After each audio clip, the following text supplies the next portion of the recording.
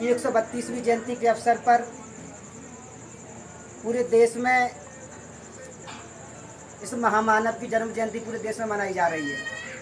और अगर इंसानों में अगर बात करें तो एकमात्र ऐसा व्यक्ति जिसको भारत ही नहीं, आज विश्व के 200 से ज़्यादा देश आज उनकी जयंती मना रहे हैं। इस बात का प्रमाण आप गूगल पर भी अगर आप डालेंगे कि विश्व में सबसे ज़्यादा बड़ी जयंती किसकी मनाई जाती है तो उसमें डॉक्टर बाबा साहब का नाम आता है। हम लोग चाहते तो इस कार्यक्रम को अपने घर में भी कर सकते थे 4 लोग, मगर इसको करने का एक मकसद उद्देश्य हमारा ये था कि आप इस चित्र को जो देख रहे हैं, ये चित्र सिर्फ एक जाति विशेष के लिए नहीं था, मगर कुछ समाज के लोगों ने डॉक्टर बाबा साहब को एक जाति तक सीमित कर दिया। मगर डॉक्टर बाबा साहब ने जो संविधान बनाया, जिस संविधान को आप देख रहे हैं, इस संविधान में सबसे पहले अगर किसी को जीत दिया तो सबसे पहले पिछड़ा वर्ग को दिया, जिसमें ओबीसी जिसको हम लोग बोलते हैं, जिसकी सबसे ज़्यादा संख्या इस देश के अंदर है, 52% संख्या है, उसको सबसे पहले डॉक्टर बाबा साहब ने संविधान में सबसे पहले अधिकार दिया। और वो जाति अगर बात करें तो बाबा साहब को आज जानती भी नहीं है। जिसमें ओबीसी की अगर बात करें तो और ओबीसी को अभी कोई जानता नहीं कि ओबीसी क्या होता है। ओबीसी यानी कि अदर बैकवर्ड कास्ट, पिछड़ा वर्ग जिसको बोलते हैं। और पिछड़ा वर्ग में जो बड़ी बड़ी जातियां आती हैं, जैसे कि बोला जाए वो अपने आप को ऊंची जातियां मानती हैं, जैसे रावत है, धाकड़ है, कुशवा है, यादव है, बातम है, ऐसी लगभग 6743 जातियां हैं जो ओबीसी वर्ग में आती हैं। 6743 जातियां हैं। 6743 जातियों को सबसे पहले डॉक्टर बाबा साहब ने दिया और आर्टिकल 340 में यह अधिकार दिया कि सबसे पहले अगर किसी को पढ़ने का अधिकार मिलेगा वो ओबीसी वर्ग को मिलेगा। इसके बाद आर्टिकल 341 के तहत दूसरे नंबर पर अगर किसी को दिया तो शेड्यूल कास्ट को दिया। शेड्यूल कास्ट में भी लगभग 1000 से भी ज़्यादा जातियाँ आती हैं, जिसमें अगर बात करें सबसे ज़्यादा अगर जाति कोई है तो वो है चमार जाति, जिसको जाटव जाति बोला जाता है। दूसरी जो कोली जाति है, जिसको साक्य बोला जाता है, गोरी बोला जाता है, कोली बोला जाता है, अलग अलग जातियों बटा हुआ समाज है, जिसमें परियार भी आता है।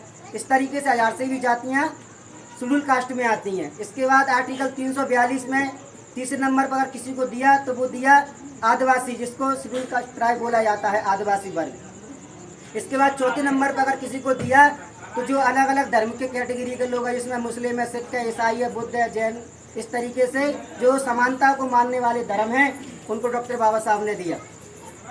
मगर आज डॉक्टर बाबा साहब को हम लोगों ने एक जाति तक सीमित बना के रखा। और अगर डॉक्टर बाबा साहब इस संविधान को नहीं लिखते तो जो समाज आज अच्छी नौकरियों में है, पढ़ लिख करके आज बड़ी बड़ी पोस्टों पर है, देश का प्रधानमंत्री बनता है, देश का मुख्यमंत्री बनता है, विधायक बनता है, मंत्री बनता है, बड़ी बड़ी IAS IPS बनता है, डॉक्टर बाबा साहब संविधान की बदौलत बनता है।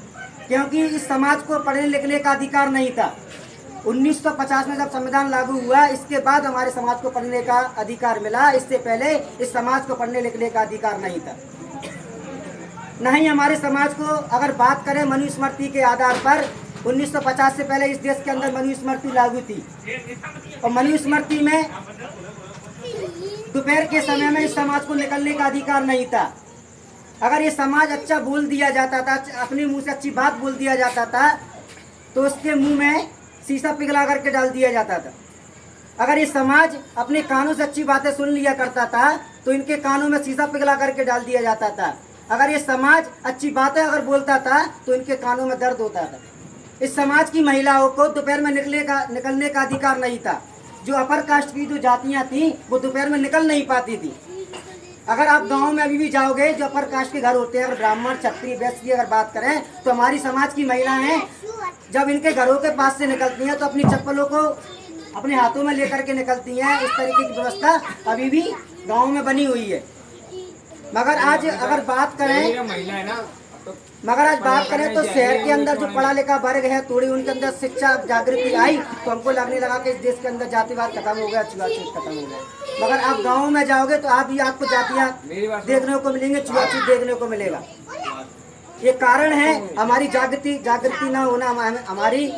हमने डॉक्टर बाबा साहब को पढ़ा नहीं। हमने जो इनके इससे पहले भी जो महापुरुष हुए, ज्योतिबा फुले को हमने नहीं पढ़ा, जो कुशवाहा समाज से आते थे। अगर इस देश के अंदर सबसे पहले लिखने का अधिकार किसने दिया तो ज्योतिबा फुले ने दिया। हम ललाई सिंह यादव को नहीं जानते, हम रामास्वामी पेरियर को नहीं जानते, हम माता सावित्रीबाई फुले को नहीं जानते जिन्होंने देश के अंदर सबसे पहले महिलाओं के लिए स्कूल खोला। हम माता रमाबाई को नहीं जानते जिन्होंने 4 बच्चे इस समाज के लिए अपने खो दिए। हम उस महिला को नहीं जानते। हमको इस बातों को जानना होगा और समझना होगा। सबसे पहले डॉक्टर बाबा साहब ने कहा था कि पढ़ लिख करके आप अपने समाज को पढ़ा लिखा कर बड़ा समाज बनाओगे तो इस देश के अंदर जागृति आएगी। और डॉक्टर बाबा साहब के संविधान पे तो हमको लिखने पढ़ने का अधिकार मिला। आज अच्छे कॉलेजों में हम लोग पढ़ते हैं, हमारे बच्चों को छात्रवृत्ति मिलती है, डॉक्टर बाबा साहब के संविधान की बदौलत मिलती है। आज 1 क्लास से लेकर के 12वीं तक हमारे बच्चे निःशुल्क पढ़ते हैं, वो डॉक्टर संविधान की बदौलत, जो बाबा साहब ने संविधान बनाया उसकी बदौलत हमारे लोग स्कूल में निःशुल्क पढ़ते हैं। और ये सिर्फ एक जाति विशेष के लिए नहीं है, जिस पूरे देश के जितने भी समाज हैं सबके लिए अधिकार है। तो बाबा साहब को आप लोगों को जानना होगा और इनको एक जाति तक न सीमित करते हुए हर व्यक्ति को इनके बारे में पढ़ना होगा, जानना होगा। अगर आप ऐसा पढ़ोगे, विश्व में एकमात्र ऐसा व्यक्ति जिसके पास 32 डिग्रियाँ थी। व्यक्ति को 1 डिग्री करने में सालों लग जाती हैं, आज इस मानव के पास 32 डिग्रियां थी। और विश्व का सबसे बड़ा देश अमेरिका इनको सिंबल ऑफ नॉलेज कहता है, ज्ञान का प्रतीक। तो ये सारी बातें हैं, बहुत सारी बातें हैं। आप लोगों को इन बातों को समझना होगा और अपने घर पर ज़्यादा नहीं तो कम से कम आप बाबा साहब की तस्वीर ना रखते हैं मगर इस संविधान को आप लोगों को जरूर रखना चाहिए। किताब को तो हम लोग रख सकते हैं और इस किताब को अगर एक बार पढ़ोगे तो आपको जानकारी मिलेगी कि संविधान के अंदर कौन सी बातें हमारे लिए लिखी हुई है। आप लोग अगर ऐसा करेंगे ना तो मानता हूँ आप अपने बच्चों को भी सबसे पहले जागृति करेंगे और उनके अंदर शिक्षा का एक माध्यम डालने का काम करेंगे। ऐसी मैं उम्मीद आप लोगों से करता हूँ। और एक बार पुनः आप सभी को डॉक्टर बाबा साहब की जयंती पर हार्दिक बधाई, शुभकामनाएं, धन्यवाद। बहुत बहुत धन्यवाद।